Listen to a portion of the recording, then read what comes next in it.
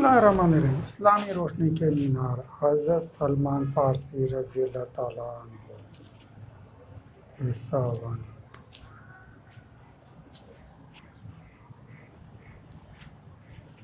ملک فارس ایران کے مشہور شہر اصفہان کے سرسبز و شاداب گاؤں میں دیر زر تشت مذہبی عالم کے گھر بڑی تمناؤں اور دعاؤں کے بعد ایک بچہ پیدا ہوا، لیکن وہ مجوسی بچہ نوجوانی کی دہلیز پر قدم رکھتے ہی حق و سچ کی تلاش میں گھر سے نکل پڑا۔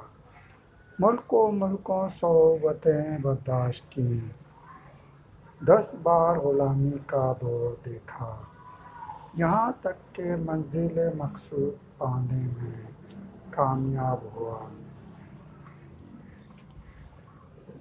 اور بارگاہ رسالت صلی اللہ علیہ وآلہ وسلم میں حاضری کی سعادت نصیب ہوئی۔ صحابہ رسول صلی اللہ علیہ وآلہ وسلم کا بلند مرتبہ پانے والے ان خوش بخت کا نام حضرت سلمان فارسی رضی اللہ تعالیٰ عنہ ہے۔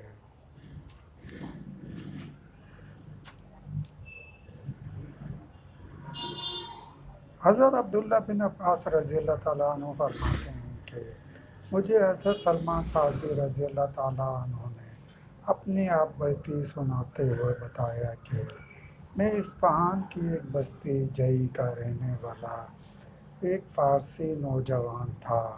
میرے والد علاقے کے زمیندار تھے، وہ مجھ سے بے پناہ محبت کرتے تھے، مجھے سخت حفاظت کے تحت لڑکیوں کی طرح گھر میں رکھا جاتا۔ میں نے مجوسیت میں ایک بلند مقام حاصل کیا، جس کے بعد زر تشت عقیدے کے مطابق مجھے مقدس آگ کا مستقل نگراں بنا دیا گیا۔ والد کی بہت بڑی جاگیر تھی۔ ایک دن وہ گھر کے کام کاج میں مصروف تھے، مجھ سے کہنے لگے، بیٹے آج میں کچھ مصروف ہوں، تم جاگیر کا چکر لگا آؤ۔ اور انہوں نے چھوٹے چھوٹے کچھ دیگر کام بھی بتائے۔ میں ان کے حکم کی تعمیل کی غرض سے باہر نکلا تو میرا گزر عیسائیوں کے ایک کلیسا کے پاس سے ہوا۔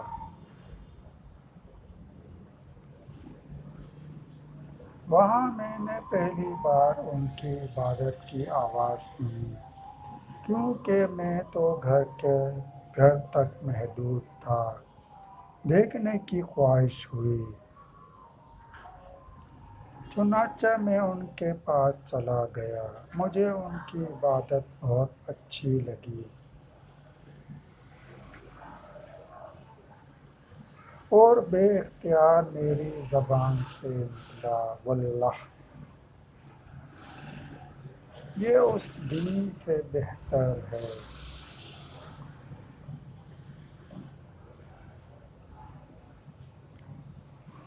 جس پر ہم ہیں۔ میں غروب آفتاب تک ان کے پاس ہی بیٹھا رہا، جاگیر کی طرف گیا نہ ہی کوئی اور کام کیا۔ میں نے کلیسا کے لوگوں سے دریافت کیا کہ اس دین کا اصل کہاں ہے، تو انہوں نے بتایا کہ ملک شام میں۔ پھر میں نے گھر کا رخ کیا، جہاں والد پریشان بیٹھے تھے۔ مجھے دیکھتے ہی پوچھا، بیٹے تم کہاں رہ گئے تھے؟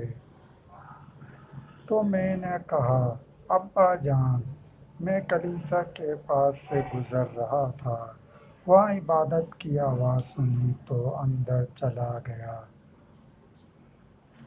مجھے ان کی عبادت اچھی لگی، وہاں کافی دیر تک بیٹھا رہا، اس لیے دیر ہو گئی۔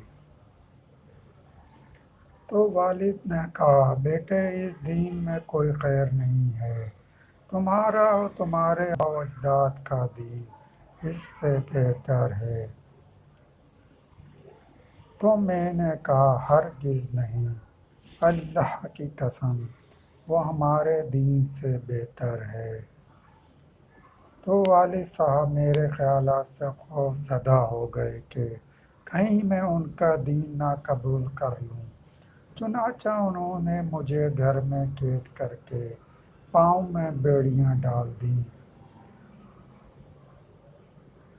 جب عیسائیوں نے مجھے پیغام بھیجا تو میں نے کہا کہ جب تمہارے پاس شام کے عیسائی تاجروں کا قافلہ آئے مجھے اطلاع دینا۔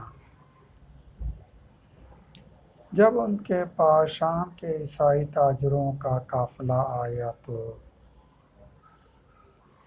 مجھے اطلاع دی۔ تو میں نے کہا کہ جب وہ اپنے کام سے فارغ ہو کر لگیں تب مجھے خبر دینا۔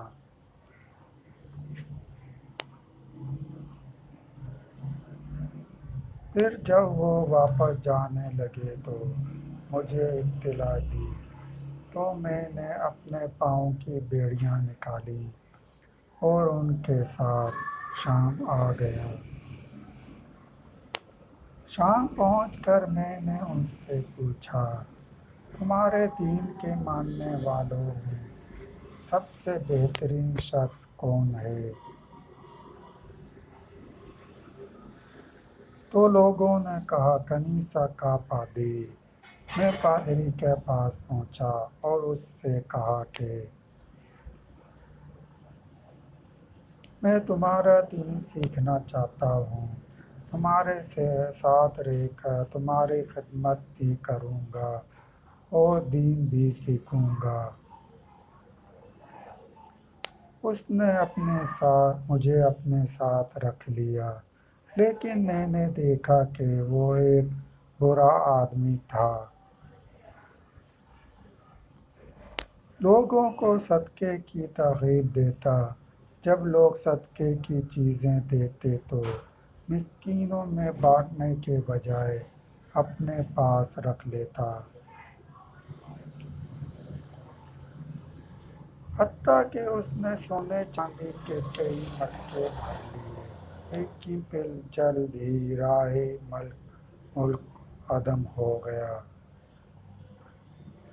لوگ اسے دفنانے کے لیے جمع ہوئے تو میں نے ان سے کہا یہ ایک برا انسان تھا۔ تم لوگوں سے صدقے کی رقم اکٹھی کر کے مساکین کو بانٹنے کے بجائے اپنے پاس جمع کر لیتا تھا، تو لوگوں کو میری بات پر یقین نہیں آیا۔